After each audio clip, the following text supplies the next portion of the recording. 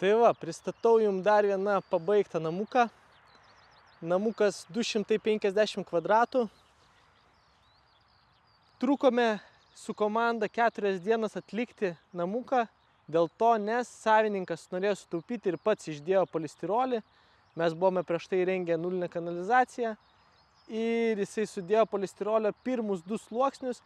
Mes tuomet išvedžiojom vandentekį ir jisai paklojo 3 sluoksnį, sudėjo plėvelę tinklą ir mes įrengėme grindinį. Tai dabar truputėlį parodysiu, apie ką čia eina kalba. Tai namukas gan nemažas, 250 kvadratų. Grindinis šildymas buvo pasirinktas biudžetinis, PERT vamzdis, 18 diametras, kadangi žiedai gan nemaži. Tai pradėsim gal nuo katilinės. Kadangi žmogus nenorėjo visko išbranginti, neturėjo projekto, tai mes tiesiog suprojektavome jam katilinę patys, sudėliojome tiesiog kur kas tilps ir šitoj vietoje įdėjom grindinio šildymo kolektorių, kadangi pastas didelis, pastą išskaidėm į 2 kolektorius grindinio šildymo ir kadangi turime didelį pastatą, nusprendė savininkas geoterminį katilą dėti. Tai į kampą statysis geoterminis katilas, iškart šalia bus geoterminiai išvadai, čia pasirinko, kadangi turi prūdą, tai į prūdą išvesti vamzdžius. Rekupas kabės čia ant sienos, filtrai palikom vietos grubiem filtram ir nukalkinimui ir čia palikom vietos skalbimo mašinam. Dar į katilinę norėjo įtalpinti dušą, mažesnį 90 ir praustuvą. Elektros dėžutė toj vietoj, tai iš esmės viskas telpa ir būtinai dar rekomenduojam toj vietoj dėti trapą, kad jeigu kažkas katilinėje atsitiktų, kad viskas subėgtų. Tai vamzdukas visas išvedžiotas. Kokie dar techniniai sprendimai iš tokių įdomesnių, tai savininkas nenorėjo, kad tualeto rėmai būtų išlindę, tai tualeto rėmus rinkomės TECE suplonintus 8 cm, kurie pasislėpia į sieną ir išlindęs bus tik dubuo. Praustuvas ir dušas bus įdomesnis, 1,20 m pločio nubėgimas ir bus 2 dušo galvos. Tai bus turbūt patinkinė sistema. Tai tiek iš šitos pusės, čia miegamasis, virtuvė.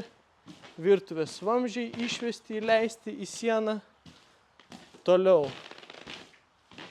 kaip matot, dar vienas vonios kambarys svečių. Irgi tualeto rėmas bus įleistas į sieną, bidė dušelis bus, dušas į kampą įtalpintas metrinio pločio. Tai mes minimaliai visą laiką sakom, kad namuose, naujuose turi būtinai būti metrinis dušas, tam, kad būtų komfortiška. Ir grindinio šildymo kolektorių iškart surinkom, kad nebūtų po to reikalų daužyti grindis ir taip toliau.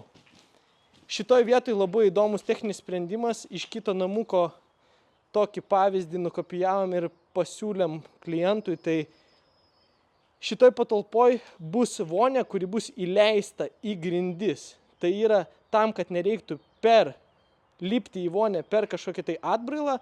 Čia bus nuėjimas tiesiai į apačią. Ir išvyniojam grindinį, kad čia palaikytų ilgiau šilumą, nubėgimas yra, karštas šaltas vanduo ir čia tiesiog įsileis vonę į tą vietą.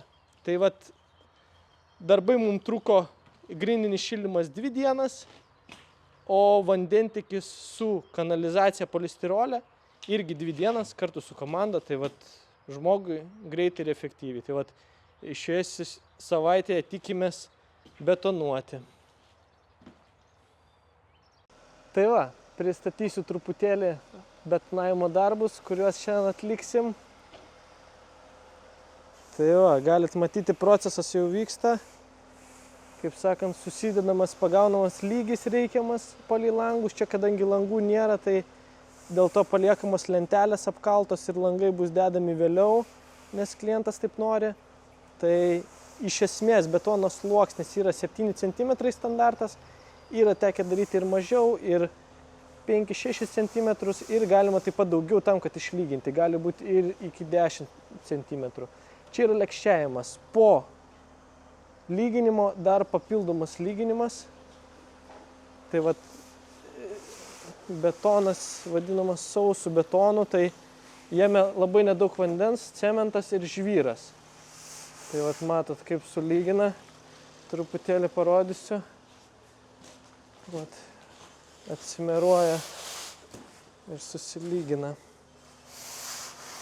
Ja.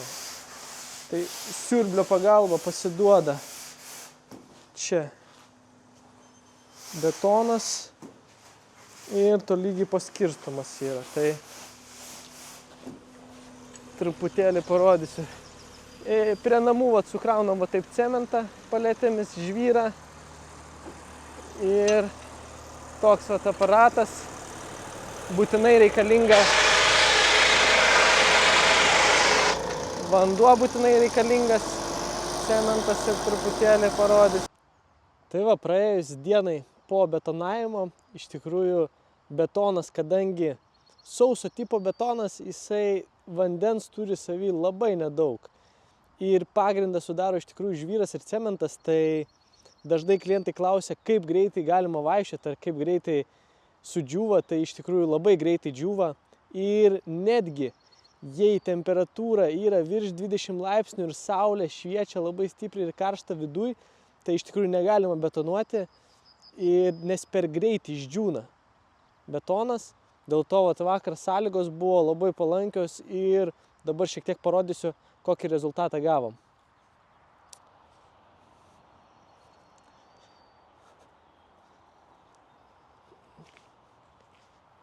Viskas gražiai išsilygino. Ties visais sienų kraštais dedama kompensacinė juosta, kuri atskiria grindis nuo sienos, tam, kad bereikalingai nešildyti sienų. Tai prie dušo, šitoj vietoj, kaip matot, mes padarom nuolydį 1,5 centimetro link trapo ir vietoj trapo, kadangi plytelškai mums visada sako, kad pradžioj geriausiai, kad jie patys įsidėtų trapą, tai mes įstatom polistirolio tokį gabalą, 20 cm pločio ir latako ilgio. Ir vėliau plytelškas atėjęs jį labai lengvai išsitraukia. Kriauklės kanalizaciją išsikeliam į 55 cm aukštį, o vietą, kur bus tualeto rėmas, tiesiog darom lygiai su grindim. Tai va, katilinė tvarkingai pasidarė, visur kompensacinė juosta susidėjo ir trapas, irgi suformuotas nedidelis nuolydis aplink trapą. Dar vienas dušas, irgi kaip matot, suleistas nuolydis link dušo, matosi išlindusi priekį alkūnėlę ir įdėtas vietoj latako polistirolio gabalas.